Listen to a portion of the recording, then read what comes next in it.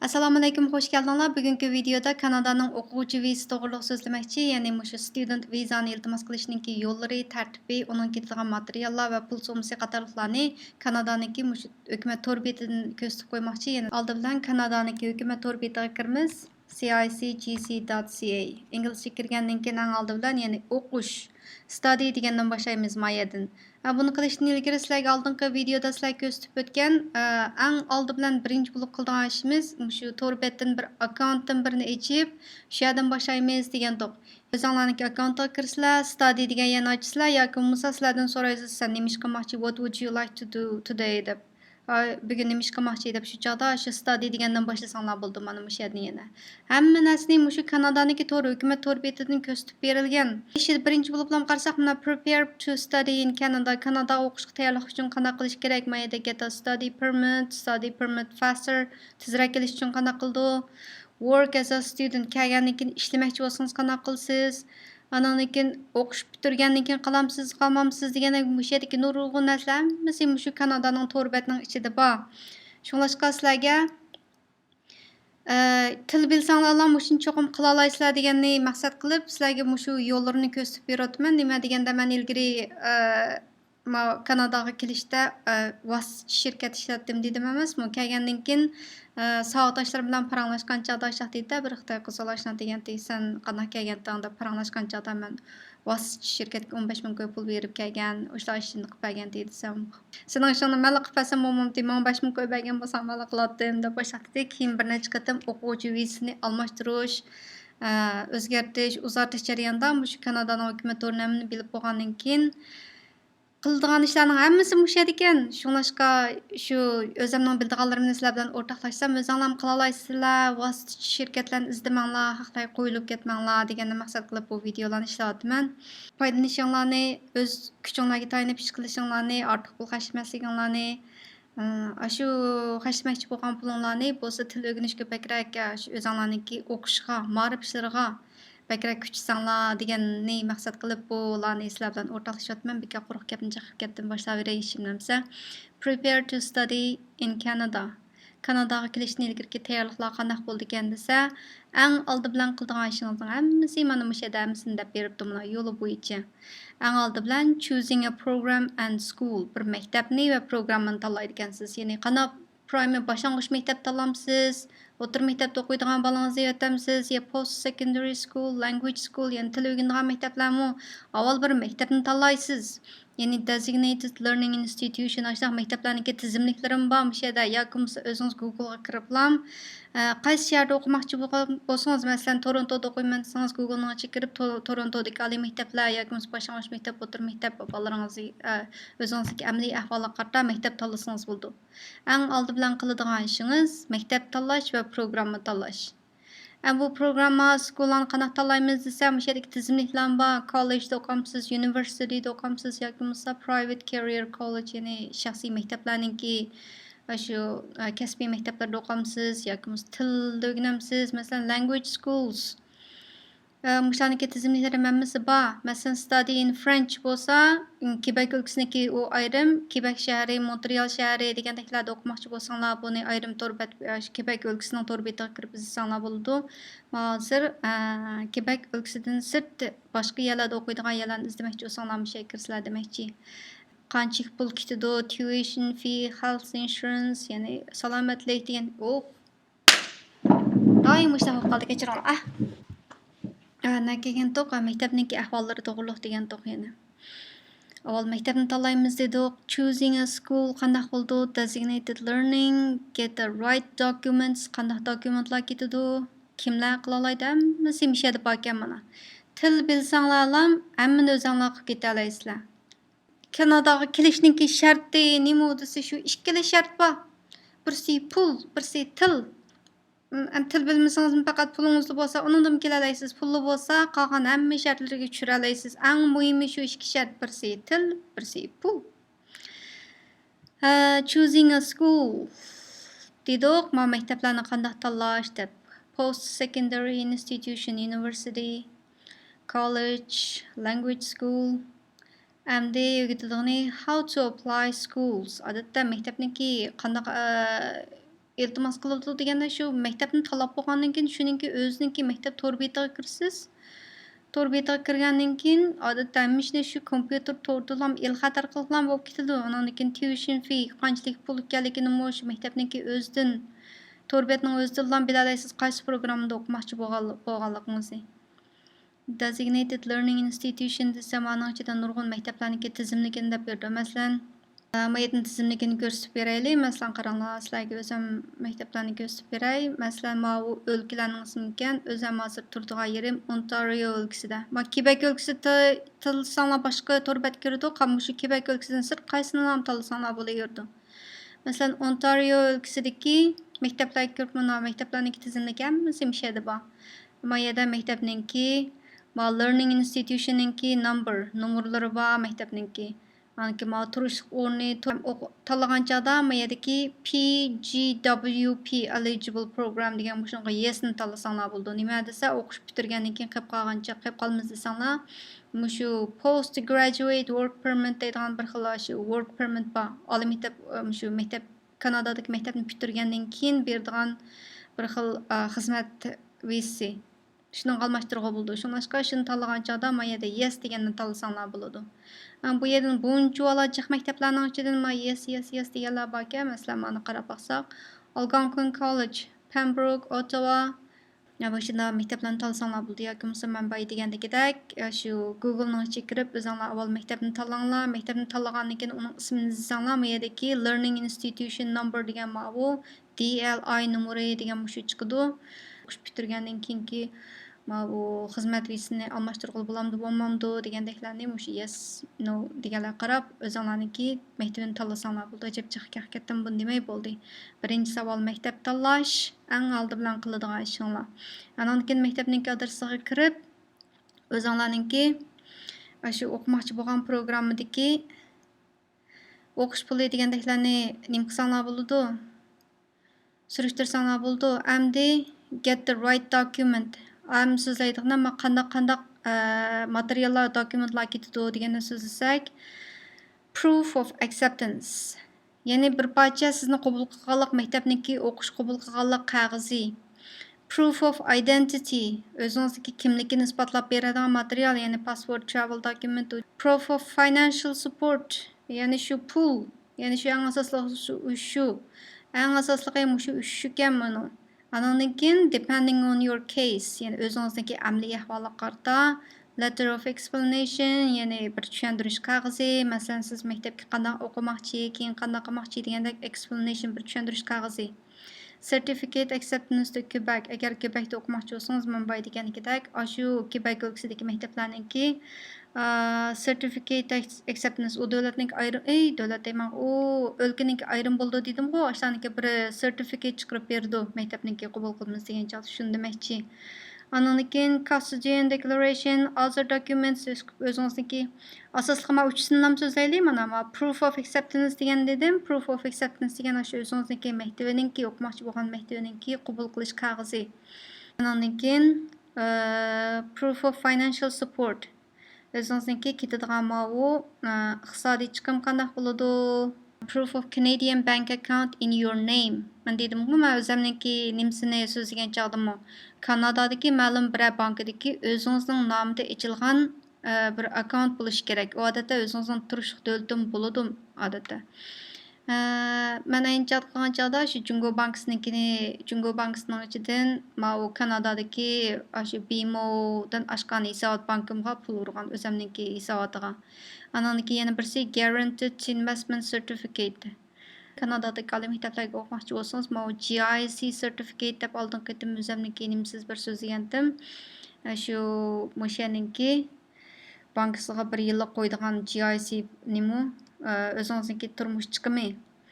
And proof of student education loan from bank apay dedim. Bu qarz pul to'g'riliq ekan. Maktabniki navada ma'lum bir bankiniki sizga o'qishingizga qarz berman degan bo'lsa, shu qarz olganlik isbotingiz bo'lishi kerak. Andan keyin hozirgi o'zingizning turishliq davlatidagi o'zingizning bankisiniki ilgirki 4 oydagi statement, bank statement. Bundan burungi 4 oydagi o'zingizniki bankiniki kirim chiqim pulingiz degandek.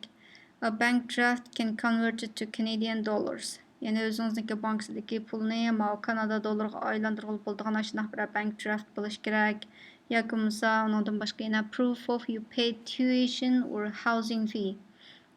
Yani maktabga o'qish topshirgan pulingizningki taloni, ijara aldığan pulunuz, uyninki pulum bor deganlarni isbotlay olishingiz, undan boshqa letter from a person or school giving you money.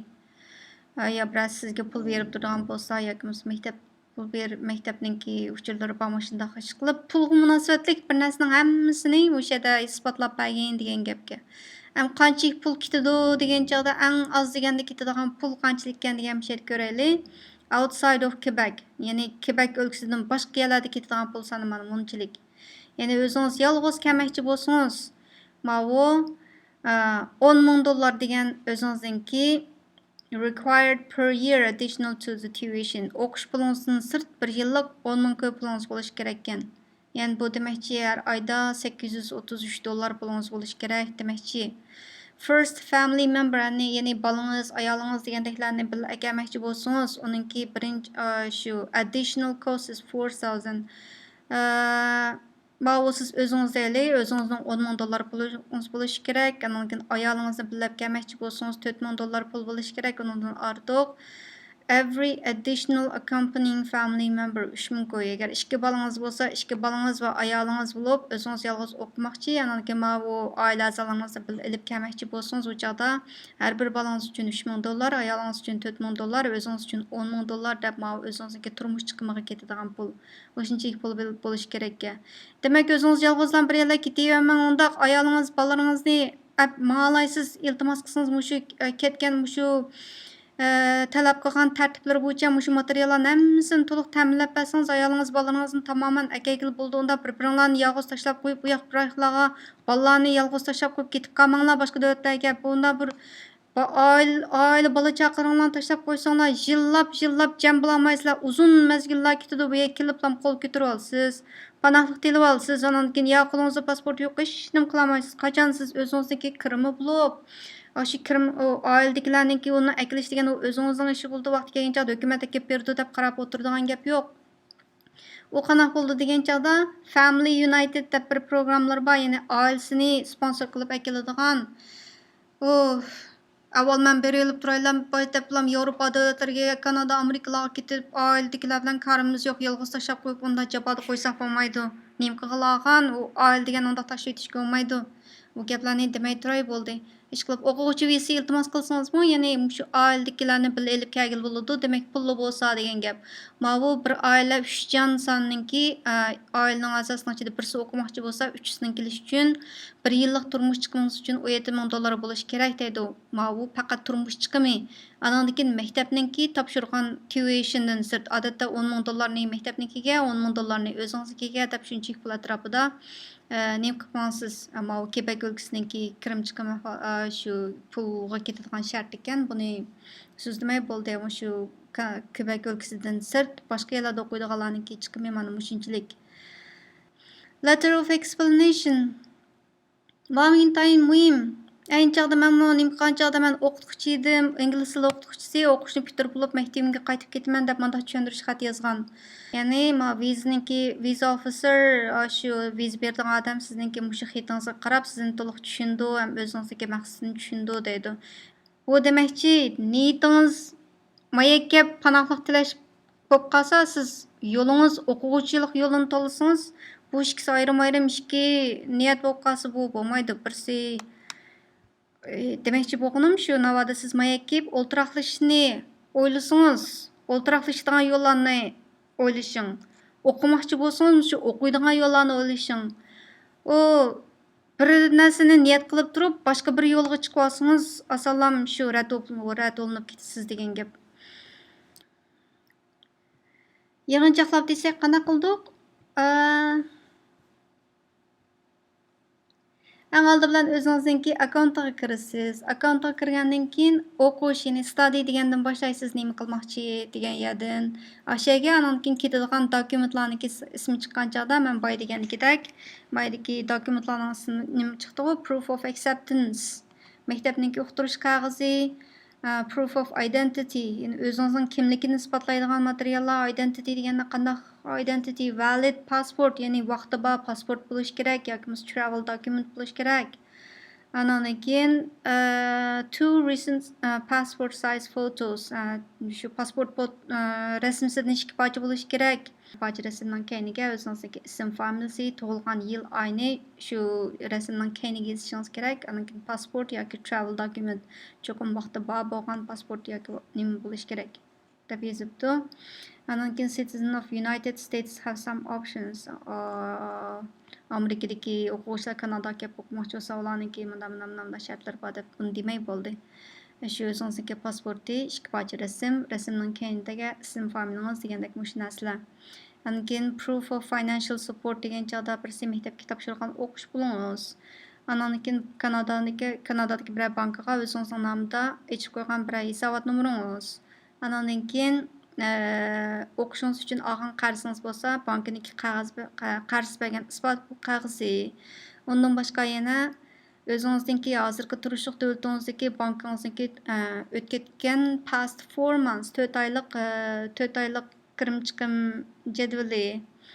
Andan keyin bank draft can be converted to Canadian dollars, yani shu bankingizda qanchalik pul bor, shu Kanada dollariga almashtira oladigan shu pulning isboti, tuition fee, housing fee, andan boshqa letter from a person. Agar taniydigan birasi sizga pul bermoqchi bo'lsa, Kanadadagi Aşınınki isim, familiyalarini to'liq ta'minlab bersangiz, sizni iqtisodiy jihatdan bu yerda sizga yordam qila oladigan degan, ya'ni mau GIC certificate yiliga 10 ming dollarni qo'ygan isbotingiz bo'lishi kerak.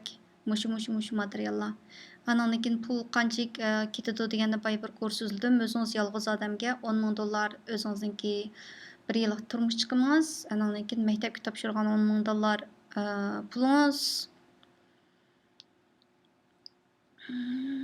U maktabga topshirgan o'qish pulingiz qanchalik bo'lishi, u maktablarniki o'qish programmalariga qarata o'xshash bo'lmaydi. Uni o'zingiz maktab tanlab, programmani iltimos qilib qilgan chog'da pul summasini shu yerda shuning ayrim oz bo'lsin, jiq bo'lsin, o'zingizniki tanlagan programmasiga qarata o'xshash bo'lmaydi.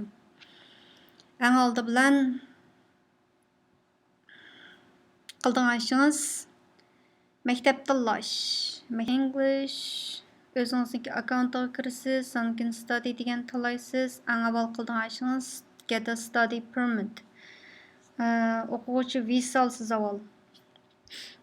O'quvchi istayman-ku. Get a study permit. Ya'ni o'qish ijozatnomasiga iltimos qilasiz. O'qish ijozatnomasini mushunga iltimos qila olsangiz, ola olsangiz, undan keyin uningga ayrim student visa iltimos qilasiz. Student visa bilan study permit ikkisi ayrim ikki ish. Student visa 100 dollar, mau study permit degan 150 dollar. Siz viza iltimos qilishdan ilgari eng avval mau study permitni oling. Study permitni Kanada hukumati sizga berib bo'lgandan keyin hargiz sizning vizangizni rad qilib o'tmaydi u chaqda. Ma'lum bir davlat sizga ha bo'ldi, mening vatanim, mening davlatimga kelib o'qisang bo'ladi deb ijozatnomani berib qo'yib, undan keyin viza bermaydigan ish bo'lmaydi u chaqda. Avval mushu study permitni olsangiz, undan keyin student visa nomli qilsin. Shunga eng avval qildigan ishingiz study permit. Study permit olish uchun qana qiladi? Ya'ni mayda pulning so'msini deb beribdi, uni 150 dollar deb. Study permit olish uchun boy deganidek shu eng avval maktabdan birini tanlaysiz. Maktabdan birini tanlaysiz, programma tanlaysiz. Programmangizni tanlab bo'lib, shu maktabniki o'qish qabul qilgan qog'ozni olasiz. Ya'ni qog'ozni qanday berdi sizga shu. Mana odatda to'rdan bo'ladi shu. Maktabniki to'r betiga kirsiz, email orqali, shu to'rdan iltimos qilish orqali o'qiyman desangiz ham bu yerda maktablarga kirmak oson. O'qiyman sizlar qanaqa odam kirsang bo'laverdi deydi. O pulini to'lsangiz maktabga kirmak oson, lekin o'qishni bitirib chiqmoq tez. Biz ilgari o'tir maktabda o'qitgan chog'larimda mashunday anglaydik, chet eldagi oliy maktablarga kirmak oson, chiqmoq tez deb. Haqiqatan shunday ekan, bu yerda o'qiyman desangiz, qandaydir o'qiyman desangiz o'qisangiz bo'laverdi. Iltimos qilsangiz ham bo'ladi. Sizga qabul qilgan qog'ozni berdi. Shu qog'ozni bergandan keyin o'qish puli topshir deydi. O'qish pulini topshirsiz. Andan keyin shu materiallarni bo'lgandan keyin yana shu Kanadaniki to'g'ri hukumat to'g'ri betiga kirib, o'zingizniki Akkauntning ichidan shu study permitga iltimos qilgan yerdan bir yandan materiallarni topshirsangiz, ketadigan materiallarning tizimligini boyitib o'tdik-ku. O'zingizningki akkauntga kirib, study permitga iltimos qilsiz, iltimos qilgandagi materiallar ketadigan materiallar, ya'ni bankininki qog'ozi, o'qish topshirgan isbotingiz degandek mazmunlar.